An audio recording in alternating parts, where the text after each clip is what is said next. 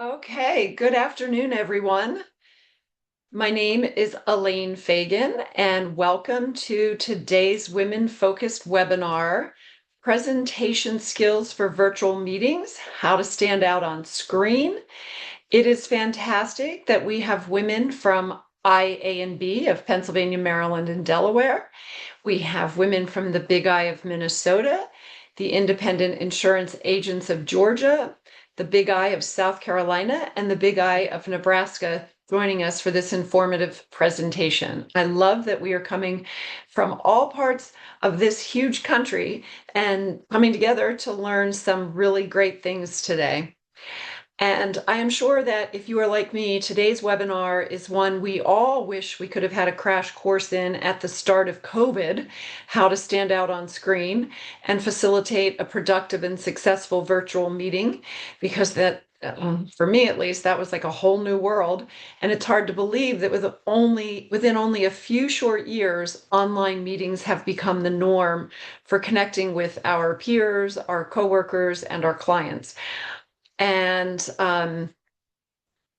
again, I keep saying if you're like me, but I can tell you there's been times where I have either conducted a meeting or participated, and when I talk, I feel like I'm talking into a black hole.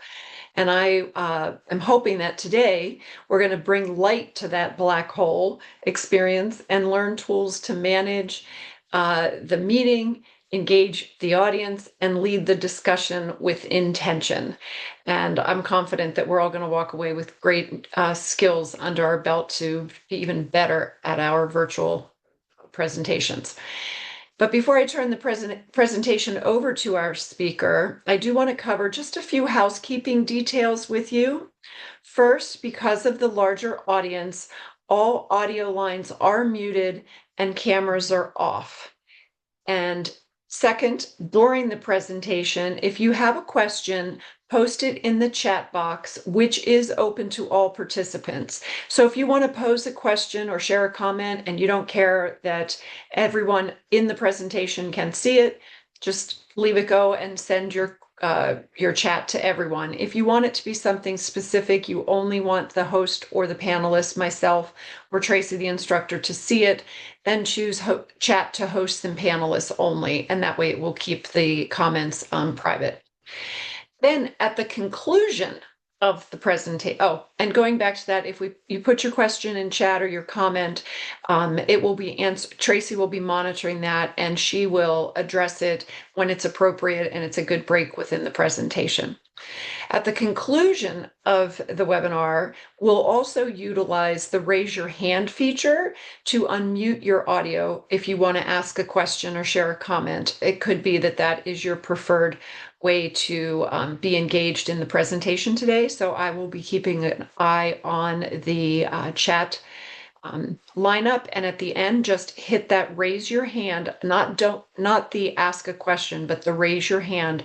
That will alert me to mute and unmute you as you pose your question. So, and your camera remains turned off. At no point are you on screen. Third and final item, the webinar will be recorded for you to access via your association's website if you want to go back and re-listen or share it with someone who wasn't able to attend today. So you'll have access to the recorded content. Now, back to the exciting stuff about today's webinar. I am thrilled to be introducing Tracey Heeter Allen. She is founder of the Pivot Project, where she coaches insurance teams, leaders, and individuals to strengthen their client relationships, elevate presentation skills, and lead with confidence. And the good news is Tracey is also no stranger to the insurance industry. Prior to launching the Pivot Project, Tracey served as a vice president for a regional brokerage firm for over 3 decades, and she had a specialized focus on employee benefits.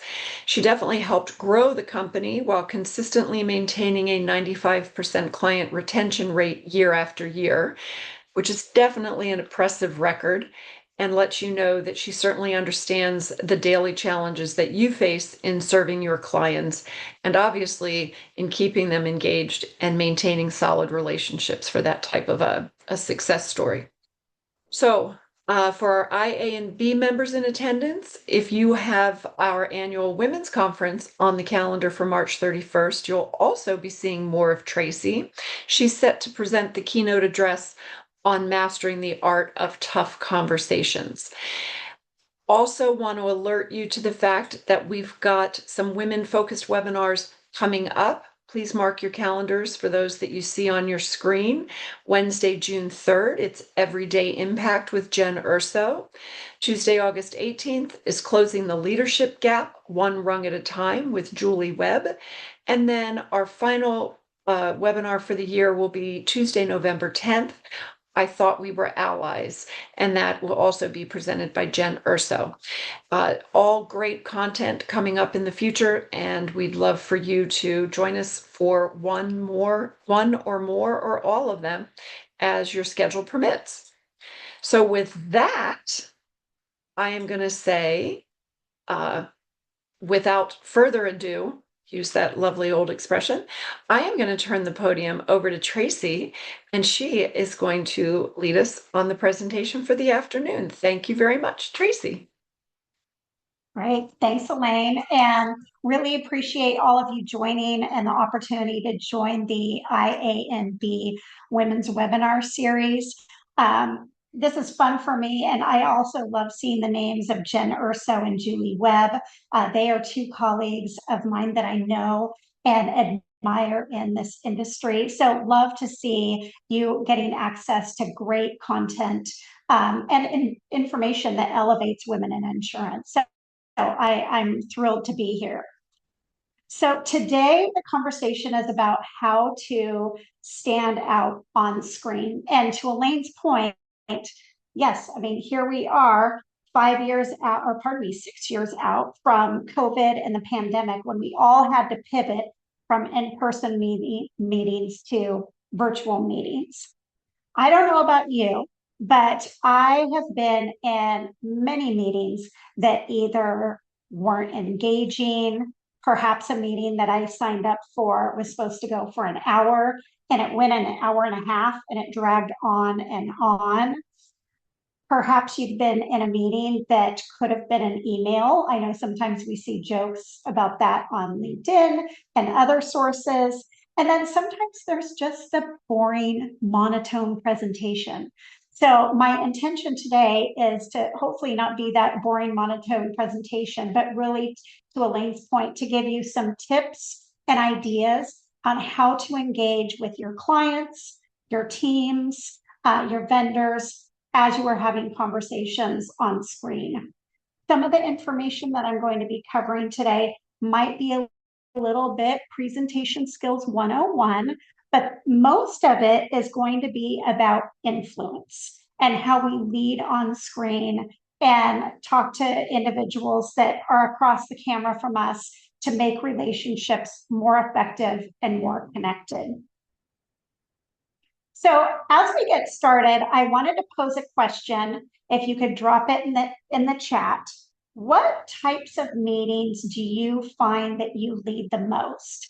Is it presentations to clients? Are you a salesperson and you're doing sales presentations? Or are you doing team presentations? Maybe you're a team leader. I would love you, if you're comfortable, either to pop it in the chat so everybody could see, or just to me as a host and panelist. I can't see all of your faces, so it would be helpful to get a sense from what all of you doing. All of the above. I'm seeing both to clients, renewal reviews and team presentations, department meetings, project kickoff meetings, service team presentation. That's awesome. That's really helpful for me to know, just as we get started in what we're going to cover today. Internal market review with clients, sales to clients, sales presentations. This is fantastic. Thank you everyone for sharing. So here's what we're going to cover today. One thing that we want to make sure that we discuss is your professional presence. And that's really how you show up on screen. And part of it's, what your background is, how you show up, the words you use, the clothes you wear, your posture. We're also going to cover, as I mentioned, some presentation skills 101. This is going to be pretty basic for some of you, but if you're newer to the industry, they might be some good things to remember, and there might be an interesting tip or two that you haven't heard before. As Elaine mentioned, we also have time at the end for Q&A, and we do have the chat open. So if something pops in your head, you want to ask a question or chime in along the way, we welcome that as well. So let's talk about why virtual credibility matters. So on screen, your presence, how you show up, does the work that your handshake used to do. So if you haven't been in front of a client before, or maybe you're doing a proposal to a potential client, how you show up on screen is really important. So it's also important to be comfortable in front of the camera. You want to put people at ease. You want to make them feel comfortable, because depending on what type of news we're presenting or sharing, we want to make sure that they're at ease and comfortable asking questions and chiming in, and that they know that you're approachable and that you're receptive to hearing what they have to say. So you have the choice. You can immediately make people feel at ease, and you can also convey confidence. And this is also no matter your role in the meeting, whether you're leading the conversation or showing up as a larger group. So let's talk about that first impression. So keep in mind, if people haven't met you before, right when you show up, they're going to make an impression of you in that first 30 to 60 seconds, probably like you did of me. You were like, who's this Tracey person? What's her background? Let's see what she's wearing. Do I trust her? So those are the types of things that people make an impression about right when you show up. So this includes your background, whether your office is organized. I don't know about some of you, but in working remote, I've sometimes shown up to meeting and I've seen people in their background and they've got their desk or paperwork behind them. Sometimes files are really organized, and sometimes there's papers all across the table. And your recipient on the opposite end of the camera can make a judgment, gosh, is this person organized? Do I trust them? So those are important things to think about. Some of you also might have a corporate background or a blurred background when you show up. Those can be really nice and professional and show a great professional presence as well. Also, it's important to think about the little habits that you have when you show up for a meeting. So maybe you're just showing up for a presentation where you're a listener. I've seen some people show up to meetings and they're twirling their hair, or perhaps they're chewing their gum. And sometimes those little things can cause people to question, gosh, is that person paying attention or not? So that's more if you're a participant, but those little habits are important to think about in terms of how you show up.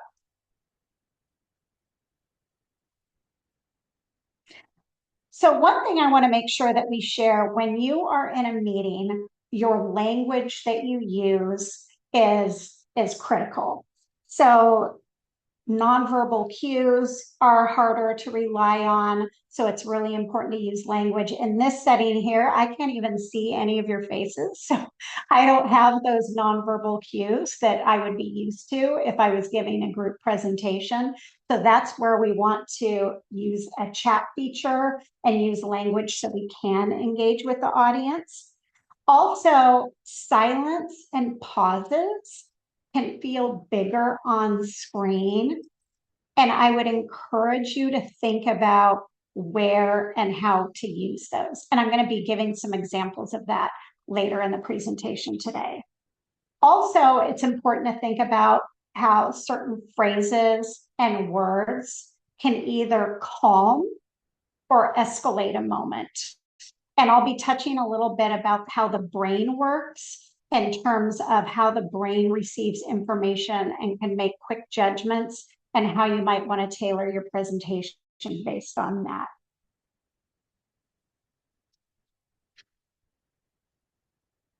So before we talk strategy and some of the reasons why you might have shown up to this meeting, I want to make sure we cover the non-negotiables.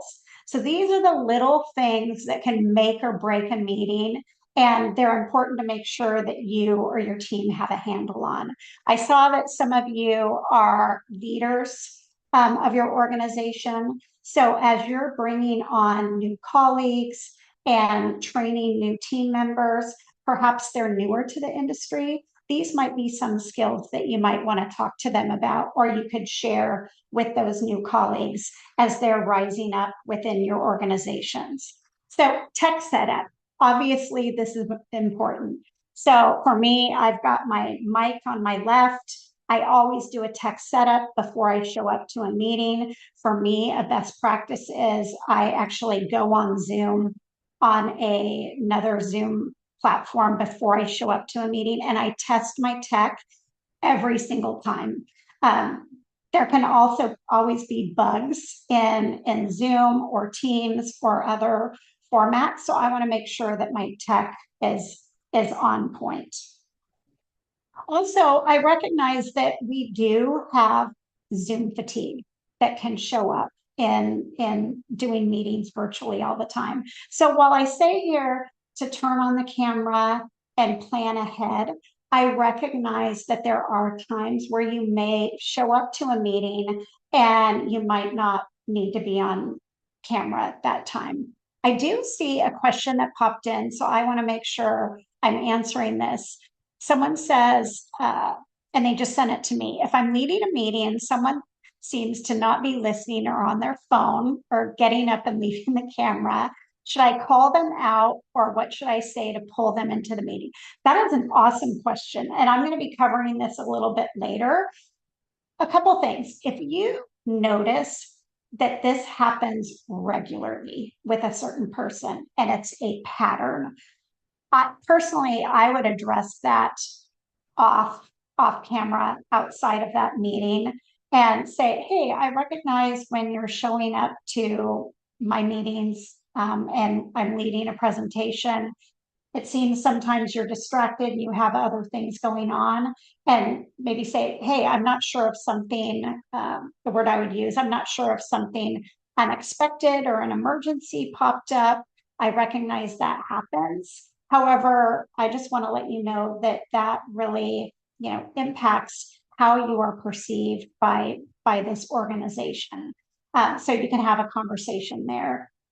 If it is a one-off situation, there are things that we can say, and I'm going to cover this a little bit later, but we might say, hey, I notice that some of you might have some other things that you're thinking about. However, it's really important that you hear what I have to say. There's a couple really important messages. So if for some reason you found yourself getting distracted by, you're thinking about a client or other situation, I'd really like all of you to pull back and be present for what I'm going to be talking about here. That's one idea I have, and I'm going to touch on this a little bit later.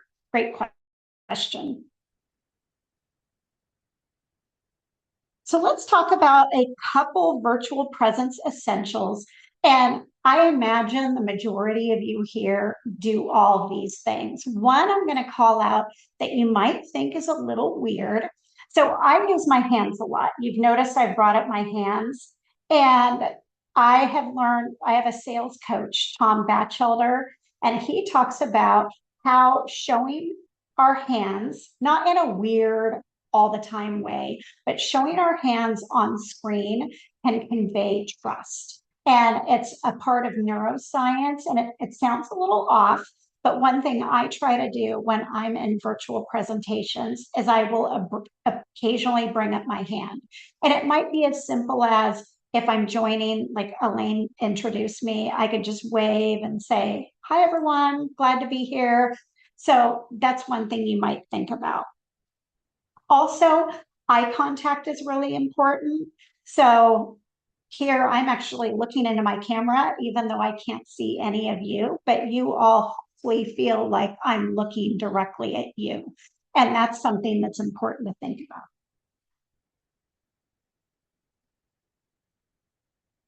So let's talk about leading the room on screen. I imagine this is part of the reason why some of you decided to join today. So if you hear nothing else today, the one thing that I wanted to share with you is you can create trust and connection even if we're across from each other via a camera. The posture you use, the words you use, how you conduct yourself throughout the meeting are really important. So, whether that's engaging with someone who asks a question, like someone's asking questions here, being available to that, you're not solely focused on your agenda, but you're there for the audience. Those are things that are important to think about.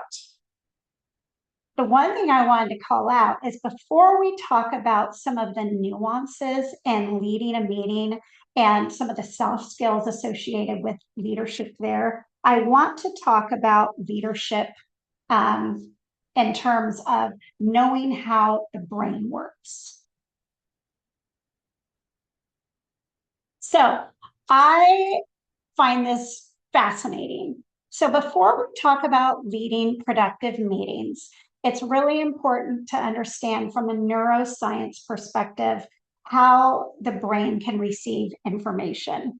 And one of the parts of the brain that's really important to be aware of is the amygdala. And the amygdala is the part of the brain that's responsible for the fight or flight response. Now, in meetings, we might not be having a tiger chase us or having something scary happen. However, the amygdala is the part of the brain that responds to emotions and a what I call a perceived threat in as little as 20 or 30 milliseconds. And some of you might think, well, I'm not threatening. I'm just delivering a renewal. I'm just giving a presentation. What might be threatening about this? What it means for a meeting is if you are sharing information that seems either ambiguous, so it's not clear, or if it's risky. So, for example, say some of you said that you're delivering renewals to clients, and I've been in virtual rooms where I've had to tell clients you're getting a 30% rate increase. Imagine how a CFO feels. They are immediately thinking of that as a threat to their business. And, how is that going to impact their profit and loss? Are they going to have to pass those costs off to employees? How is it going to impact their profitability?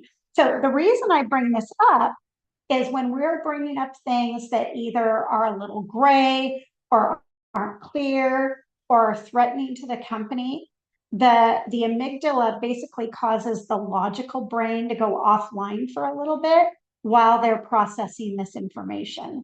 What I would like to share is while we all can't be psychologists, obviously, and understand the brain and all those inner workings, I just like to communicate and make sure that you're aware that if you deliver some bad news and then all of a sudden you see someone looking off camera, they might just be processing what you've just said. We'll talk about how to handle that. So I mentioned Tom Batchelder. He's a sales coach that I've worked with for, 15 plus years. And I love this quote. He has a program called Selling 180. And I would encourage all of you, especially if you are in sales or client service, he's a great one to follow on LinkedIn. And I love this quote. He talks about how as we are leading a meeting, we are also facilitators. So we're always balancing what I call structure and spontaneity. So a great example of a structure is going into a meeting with an agenda, but then also being mindful that other things might pop up or questions pop up. Like I had someone send a chat that asked the question about how to handle someone who's going off camera. So making sure that we provide and hold space for both structure as well as spontaneity. Also, the one thing I'd encourage you to think about is as you are creating structure for meetings, making sure that you stay curious and open. Things might not always go as planned. I used to work with a colleague who was in a similar role to me, and she liked to have the meetings to go a certain way, and she would have her slides outlined from 1 to 10, and if the meeting went off track, it would kind of fluster her a little bit. So one skill to learn if you really like structure is, okay, how can I create open space for maybe some different flow in the meeting? And I'm going to give you a couple ideas on how to structure that in a meeting. So a couple things on pre-meeting considerations. I always like to ensure that I have roles defined, what the purpose is, and define success and outcomes. And I'm looking at some of your comments up here in terms of presenting to clients, doing sales presentations, market review with clients.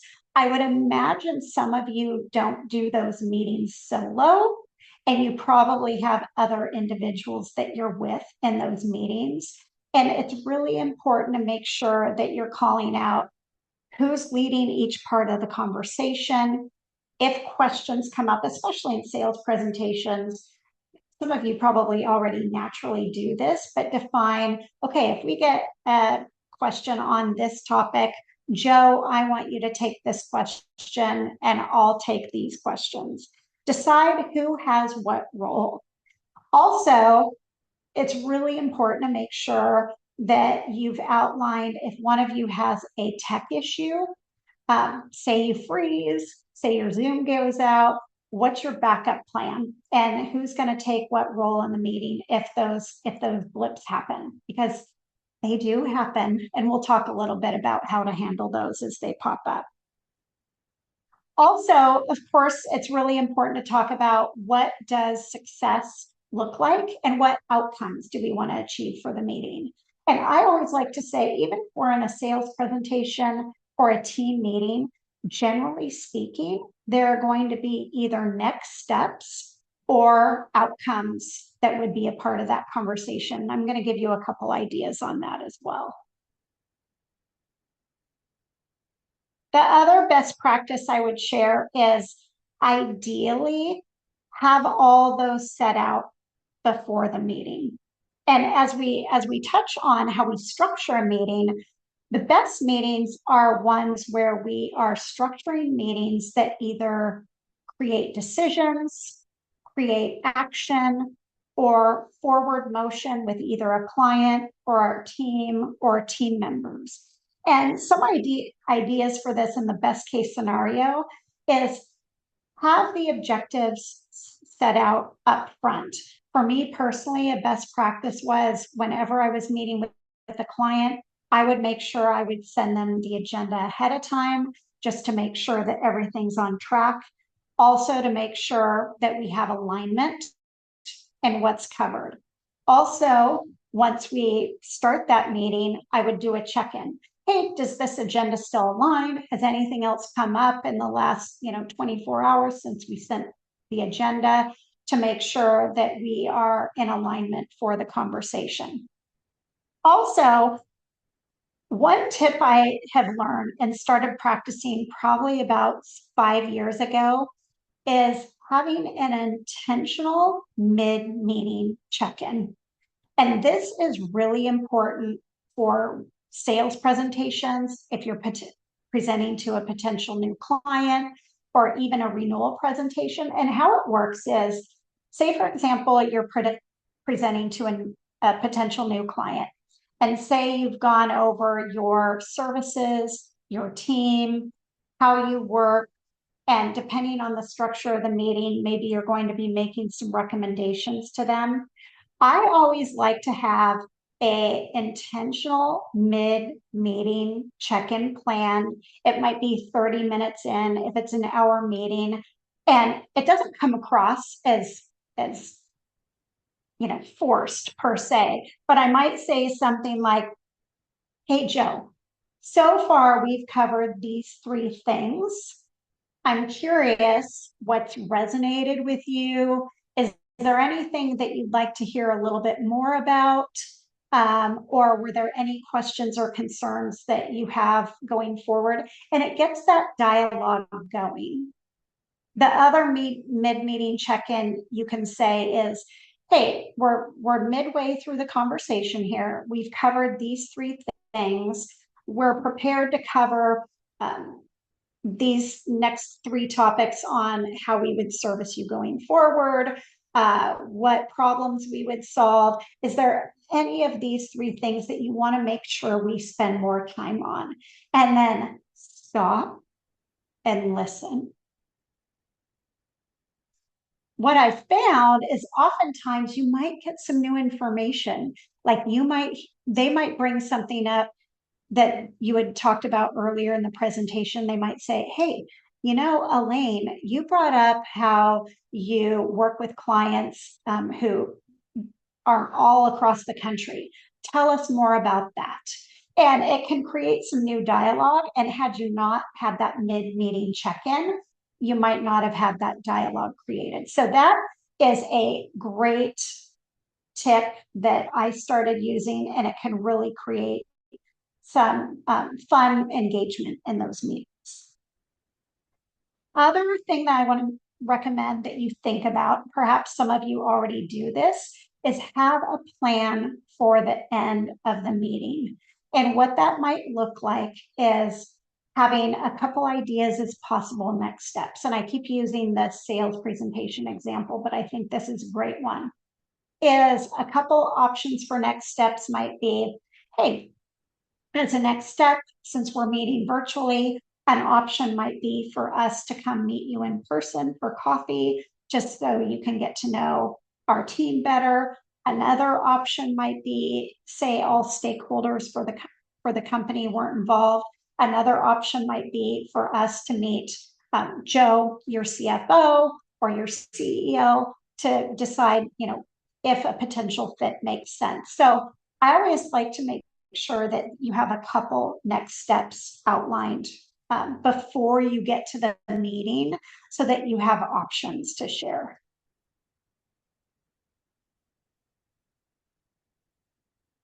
So we've all had that meeting that didn't go well. So before we proceed, I'm curious to hear from you in the chat. We have a couple minutes that we could just get some feedback here. Have any of you had a virtual meeting recently that didn't go well? And if so, what happened? I know we had one person say, if I'm leading a meeting, someone seems not to be paying attention. So that can be a distraction. But what else?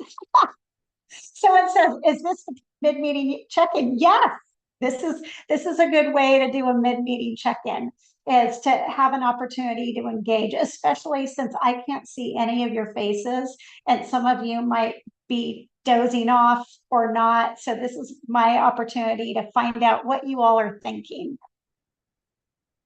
Oh boy. Someone says, I shared my screen and a chat was included that included problems with a rep that was in that meeting. That sounds interesting. Crickets. Nobody had cameras on, no questions.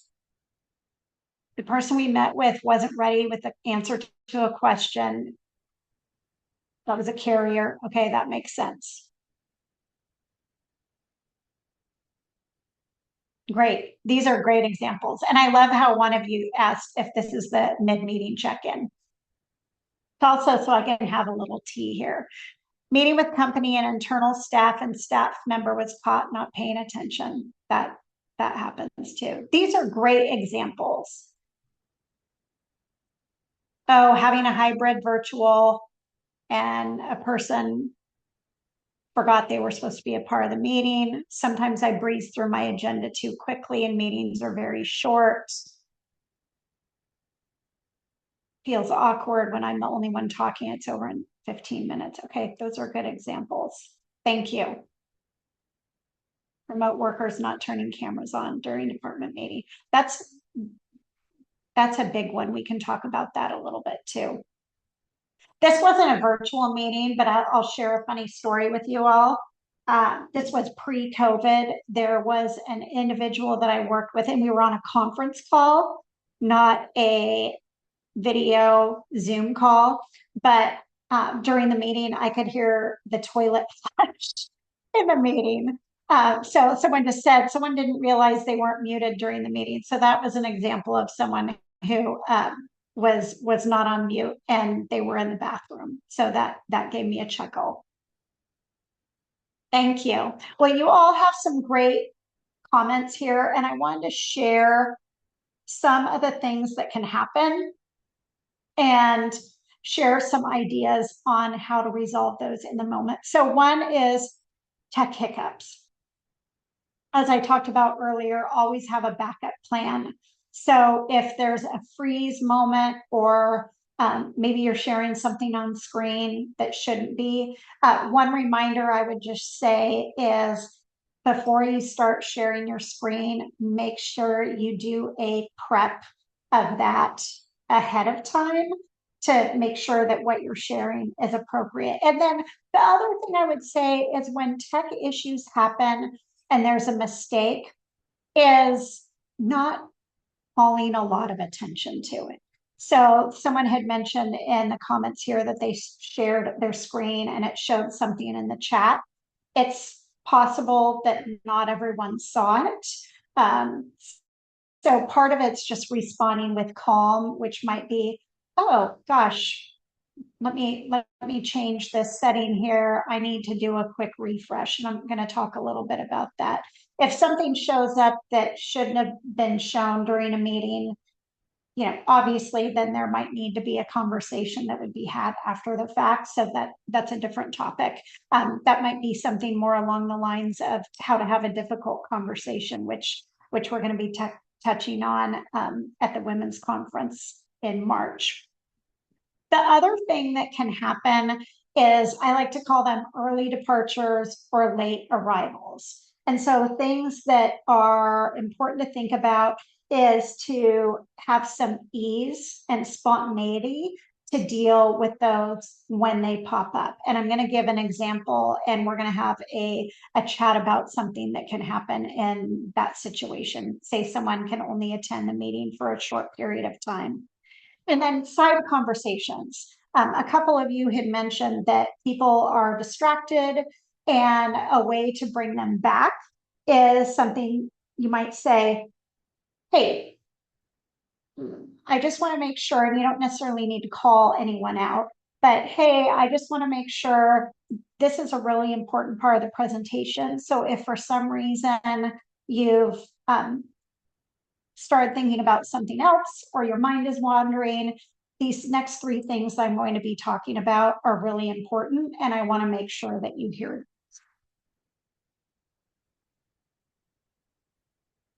So the other thing that I wanted to touch on is how to notice when energy shifts and what to do.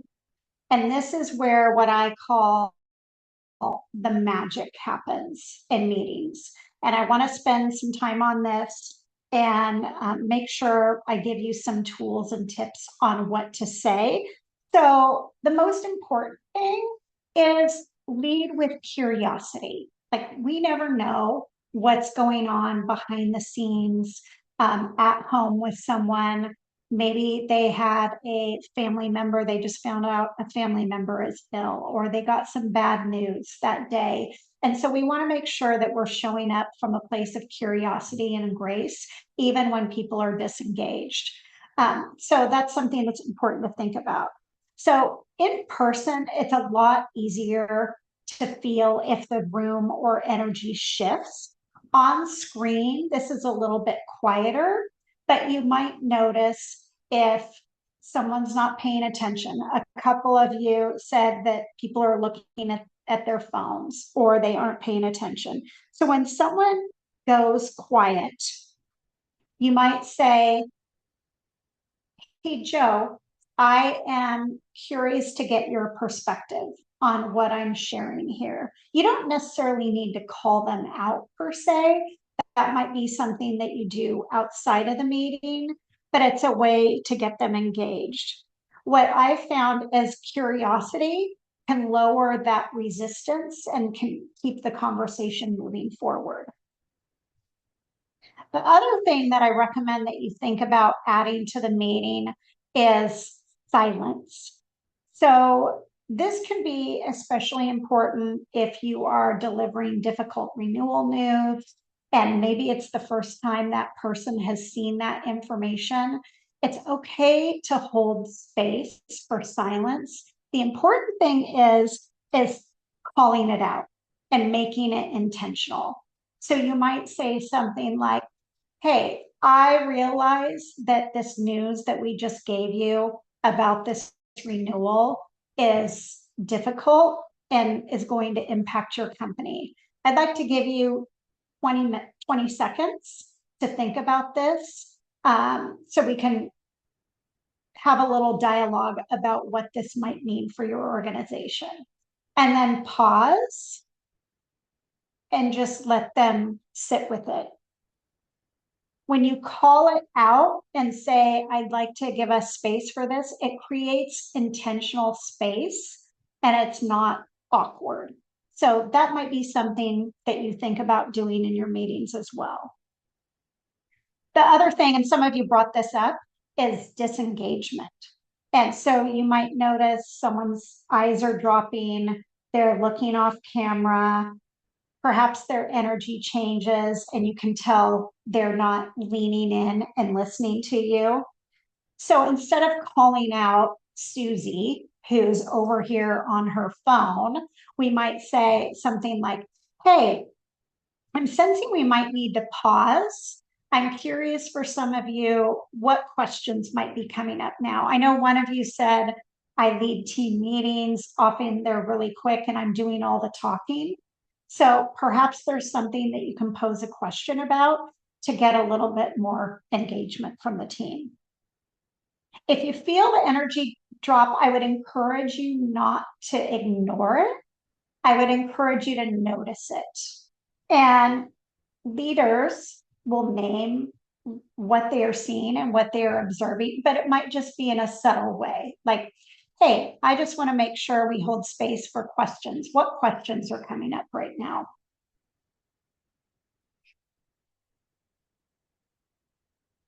So here is a real life example. I don't know about you, but how many times have you shown up for a presentation to a client? Maybe it's a sales presentation or a renewal presentation, and the CFO shows up to the meeting, or maybe it's a key decision maker, and they say, I only have 10 or 15 minutes and I have to have a hard stop and leave.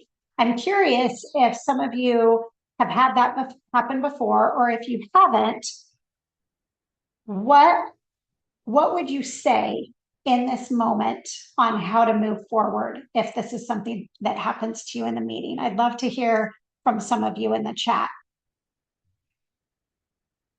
Someone says, stick to the meat and beans of the presentation, key factors you'd like to present.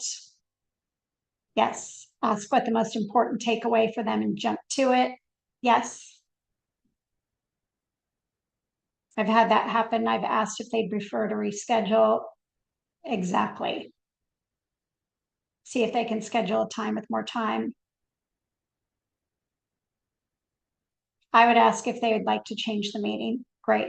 Well, part of this is respect too, right? Share that you'll follow up with takeaways via email. All of these are great. If it were me, I would say, because you might do a combination of these things. Someone says, when can we reschedule so we can go over all the information that I have for you? I love all your suggestions. If it were me, I would say, great to know, Joe. And part of it might depend on how many others are in the room. Like if I've got a team of 3 people from their organization, I might say, great to know. What's the most important thing for you to hear about so that we can prioritize that for you in the next 10 minutes? And then if there's other people, because I might, from employee benefits, I might have the benefits manager, the VP of HR in that meeting. they might still want to go forward. But I love some of your suggestions here asking, should we reschedule? Or perhaps it's, okay, let's move forward with the key points here for you, CFO. We'll continue the meeting with the rest of the team, and then we can either send key points via email or schedule a follow-up. All of you have great examples to that. So that is just an example of being prepared in the moment and being prepared to be spontaneous. And you might have had, 10 PowerPoint slides to go through, and you might need to focus on just one that's most important for that CFO. Love your responses. So a couple suggestions for what I call leader language for things that might pop up along the way. So tech issues. Rather than getting flustered, I think we've all had moments where our tech isn't working, our PowerPoint isn't doing a screen share. We don't need to over apologize. I think we as women tend to over apologize and go, oh, I'm sorry, this isn't working. We need to show up as leaders and say, let's just pause here while I reset my tech. And if you're with another colleague, you can say, Gina, would you mind leading this part of the conversation while I reset my camera and screen or whatever it is? And then we talked about the CFO only being available for a short period of time. We might say something like, before you go, let's confirm the key takeaway. And then there's some other suggestions here, depending on if we have a late or early arrival or if the conversation has gone off track. So I'm going to be somewhat brief on ending a meeting effectively, because one of the things that I'm going to touch on is how to end a meeting effectively really can be set up by making sure you're closing the meeting 5 to 10 minutes early. And there are a couple reasons to do this. Is we don't want to get stuck and have the questions come up at 2 minutes before the hour is supposed to end. And then we're forcing our client or potential client to stay late. So intentionally, I like to make sure that if it's a 60-minute meeting, I'm giving 5 to 10 minutes at the end for questions and making sure that we have options for reconnecting. I talked about earlier in the presentation, it's important to have next steps. So ideally, you will have prepared this ahead of time so that if there aren't any questions, you can say, hey, client, here's a couple options for next steps. Maybe in the instance of that CFO who left the meeting early, and you've got the 3 other key stakeholders, you might say, next steps are, we are going to do a recap of what we shared here today. Make sure that we send it to the CFO since the CFO didn't hear all of that information, and then we'll schedule a follow-up with that individual to go over some of their key questions. And maybe it's not a meeting, maybe it's a call. So those are a couple examples. So the most important things to remember in terms of how we show up from a leadership perspective is preparation can build confidence in terms of how you show up. And practice is key. It's not going to be perfect every time.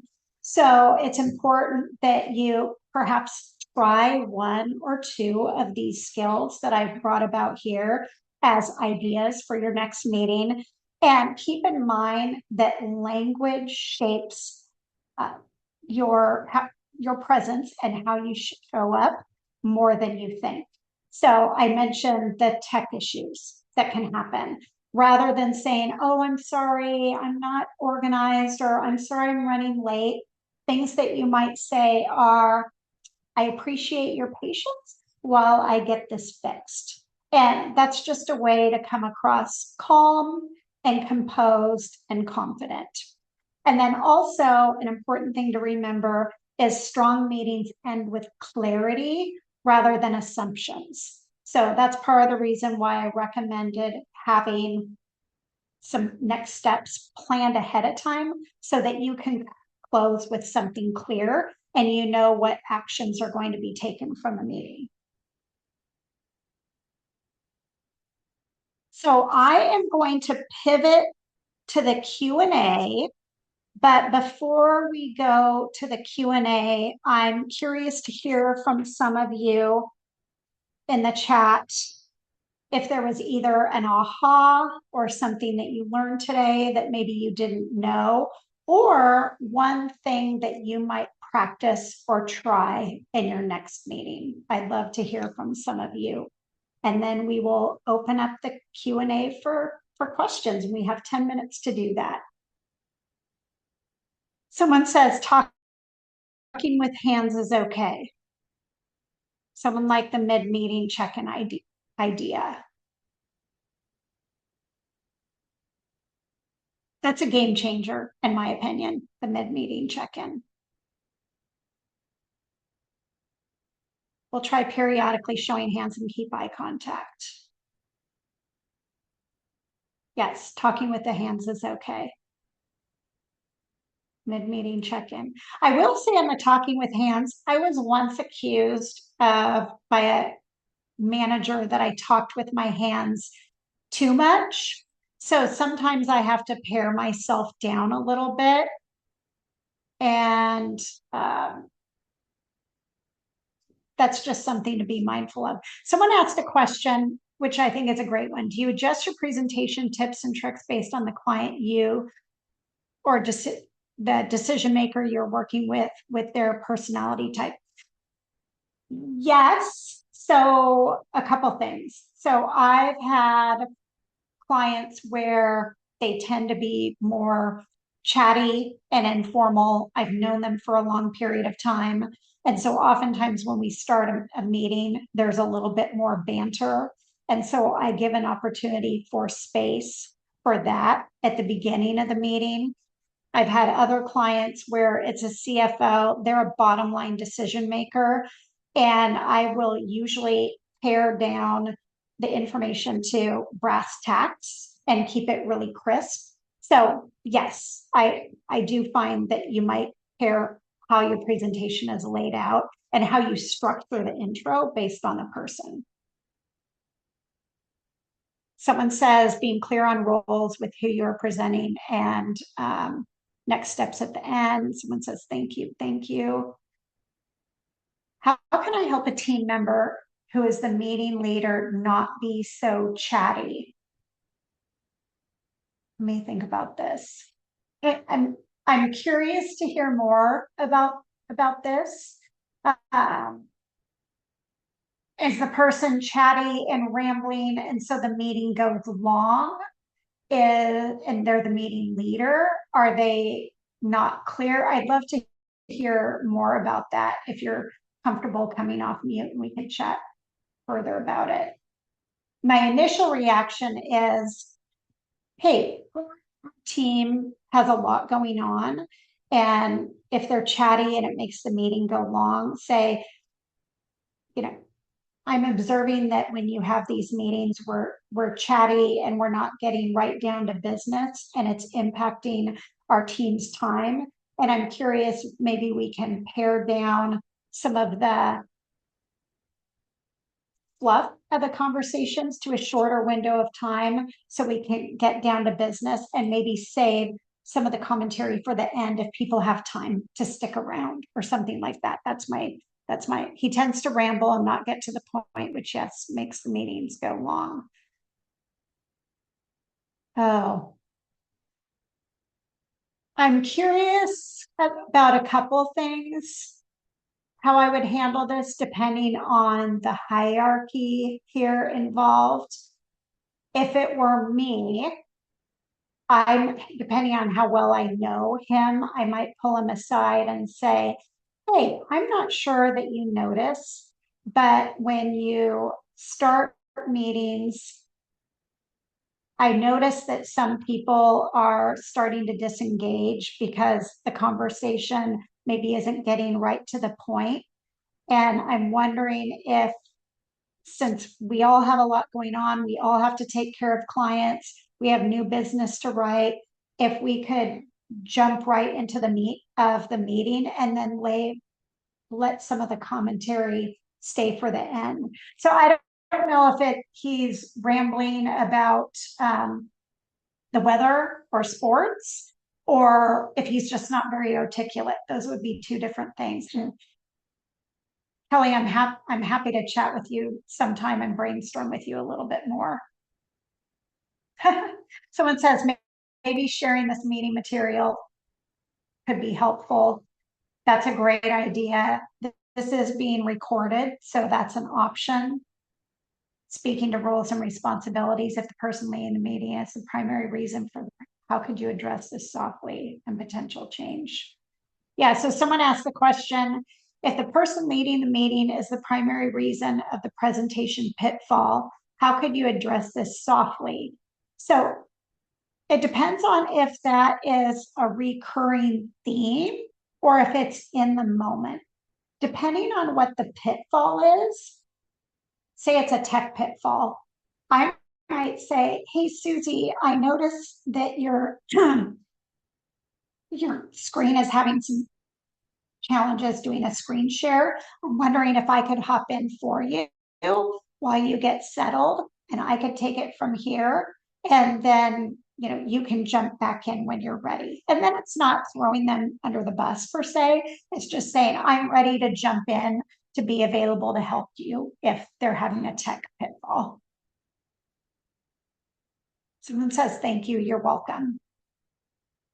I know we have 3 minutes. I'm going to keep watching for questions, or if someone wants to come off mute, that's great. Just so you know, I have in front of me here, book a call. If any of you want to have, Tracey, I see a I question. do. Yeah, Bridget, you're unmuted if you'd like to. Okay, I do have a question, and it sounds like something that is very simple and easy to fix, but I do see this happen a lot, and it does happen to me as well.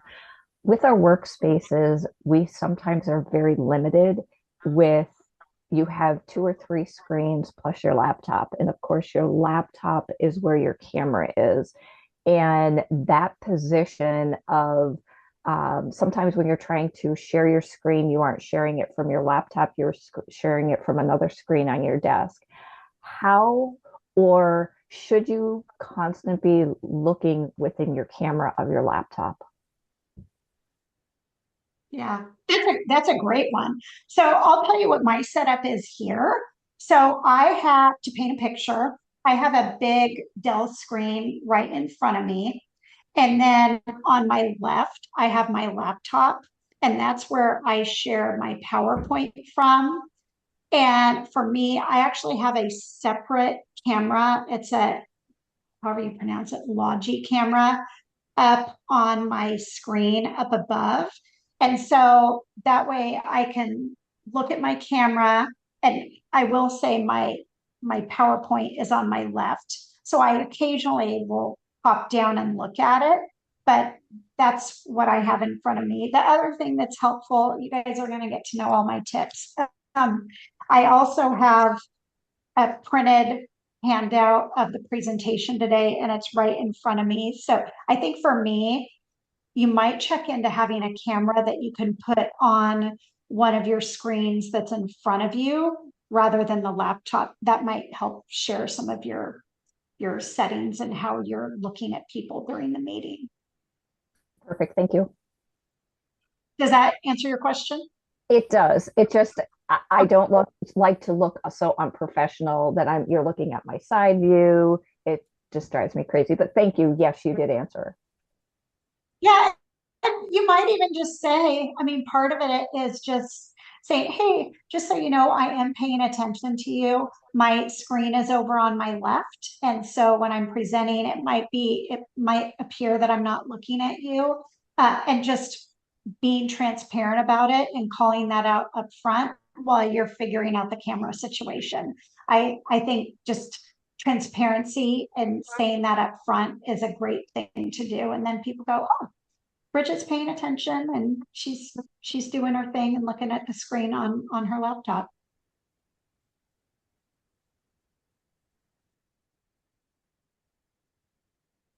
All right, I am checking.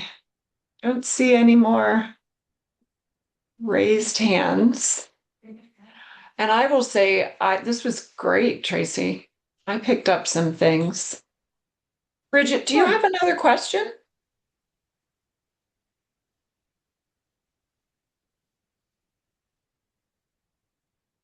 No. Okay. All righty. Yep. So we are good. I'm gonna pop my email in the chat just if anyone has any follow-up questions. And that way, if there was something you weren't comfortable asking in the group, feel free to email me. I'm also always happy to just hop on a quick call too if I didn't fully answer your question in the chat. Um, I just want to make sure I'm supporting all of you so you can feel at your best and show up as great leaders for your next meetings. All right. Well, I thank you, Tracy. This was a great presentation.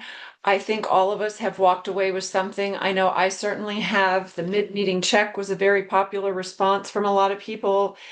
And just a few other, like just being very uh, precise and knowing what you want to accomplish. So to my planning committee members that might be out there, let's see if my next meeting runs a little better. And you guys, if you attended, you can grade me at the end, see if I took good notes through this presentation. So anyway, thank you everyone for joining. I hope you enjoyed the hour. Remember, the webinar is recorded and will be available to you via your association's website. If you enjoyed the presentation and want to attend our upcoming webinars, they're all scheduled from noon to 1 p.m. And as I mentioned, they are on Wednesday, June 3rd is Everyday Impact. August 18th is Closing the Leadership Gap, run one rung at a time. And Tuesday, November 10th is I Thought We Were Allies. And that title might not be as explanatory, but it's when you anticipate that another female coworker or peer really is your friend and or has your back and things go awry. So that's what that implies behind the title of I Thought We Were Allies. So that is it, folks. Until then, until the next webinar, take care, have a great day, and thank you very much. Take care, everyone. Bye-bye. Bye.